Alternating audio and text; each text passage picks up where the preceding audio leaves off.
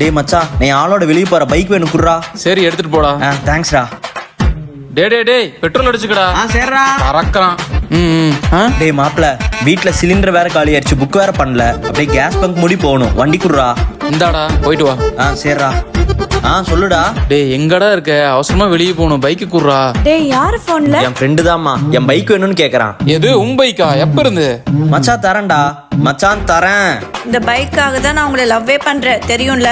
தெரியும். லவ் பண்ணி நாசமா போறதும் இல்லாம ஏன்டா ஃப்ரெண்டோட வாழ்க்கைக்கு எடுக்கிறீங்க? ஒழுங்கா பைக்கை குர்ரா. இதோ வர மச்சான், இருமா. என்னாச்சுன்னு தெரியல, இன்னைக்குன்னு பார்த்து இந்த வண்டி வேற இப்படி பண்ணுது. சரி என்ன பண்ணலாம்? சரி மச்சான் வீடு பக்கத்துல தான் இருக்கு, அவன்கிட்ட போய் பைக் வாங்கிட்டு போயிடுவோம். எங்க நான் கிளம்பிட்டேன், பைக் ஸ்டார்ட் பண்ணுங்க போலாம். சரிம்மா. எங்க மச்சான், வெளியே போறீங்களா? ஆமாண்டா, சத்யாவோட அம்மா வீட்டுக்கு போறோம்.